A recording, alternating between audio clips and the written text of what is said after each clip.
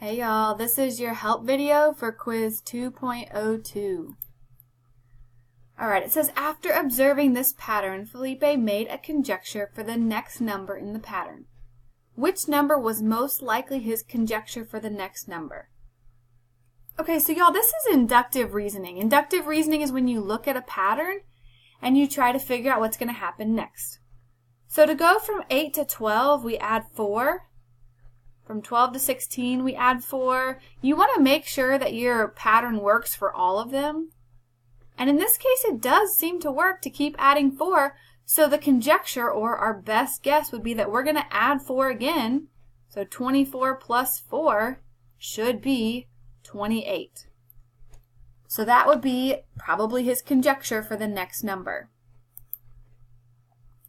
All right, given that angle A and angle B are supplementary, Daisy conjectured that angle A is congruent to angle B.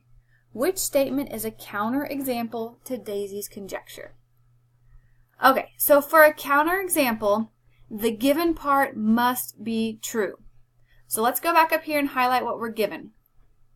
Angle A and angle B are supplementary. And I just highlighted everything after the word given up until the comma. So this part must be true. We're going to check that first. And for the counterexample, the conclusion must be false. So I'm going to highlight the conclusion. That's everything after the comma. So we're saying that the conclusion is that they are congruent. And for it to be a counterexample, this part must be false. So again, a counterexample is when the given is true, but the conclusion is false. So let's go through. The first thing we need to check is that A and B are supplementary. Now remember, supplementary means adds to 180 degrees. So we're going to make sure that's true on each of these examples. All right, so 50 plus 120, that does not equal 180. So I'm not even going to look at that as an option. For it to be a counterexample, the first part has to be true. So let's look at the next one. 45 plus 45, those are not supplementary. So that's not even an option for a counterexample.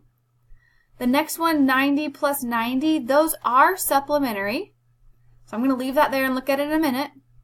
And then 40 plus 140, those are also supplementary. Okay, so for our counterexample, we've gone through to make sure the first part is true, and now we have to see which one has a false conclusion. All right, remember, our conclusion is that A is congruent to B. Well, here 90 is congruent to 90. That's not false. That's true. So that can't be our counterexample. But here 40 is not congruent to 140. So that is going to be our counterexample.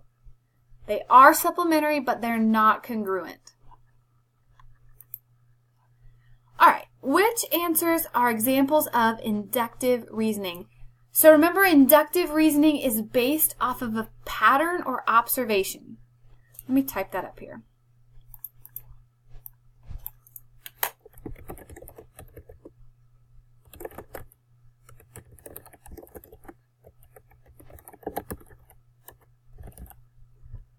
All right, so we got our inductive reasoning. We know we're looking for a pattern or an observation.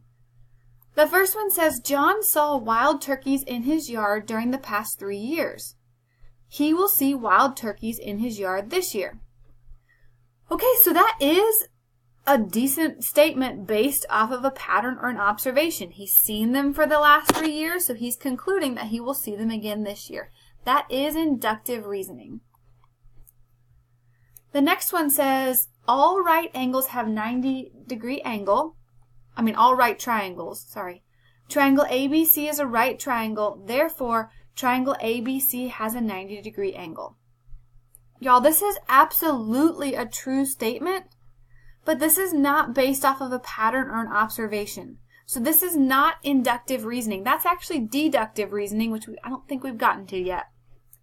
But right now we're only looking for inductive reasoning, so we're looking for things based off patterns or observations. The next one, Mrs. Smith notices that the first 10 students who enter her class are females.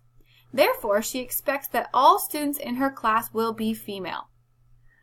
Okay, so don't get hung up on whether you think it's a true or false statement. Again, for inductive reasoning, we're just looking at a pattern or an observation. And this is inductive reasoning because she notices that the first 10 students are female, so she assumes the next set of students are going to be female. All right.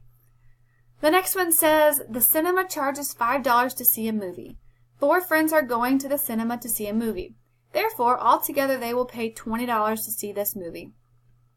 Y'all, that again is a true statement, but that's not inductive reasoning. It's not based on a pattern or an observation. That's just fact. That's deductive reasoning. All right, so after observing this pattern, Huriko made a conjecture for the next shape in the pattern. Which shape will most likely be her conjecture? All right, so again, we're using inductive reasoning. We're trying to follow a pattern. So we have the shaded part up top, then the bottom, well, I guess I should be more specific. Top left, bottom right, top left. So based on this, it's you can kind of imagine it going around in a circle. So I'm pretty sure that the next one would be the bottom, if we follow this pattern, the bottom left. So that's the one I'm going to go with. And again, that's inductive reasoning because we're following a pattern. All right, given that x is a number that is not negative, Kelvin conjectured that x squared is greater than x plus 1. Which value is a counterexample to Kevin's conjecture? Okay, so remember, for a counterexample, the given part must be true. So I'm going to highlight that. So the number has to be not negative. All right, and then the conclusion is the part that we want to show is false.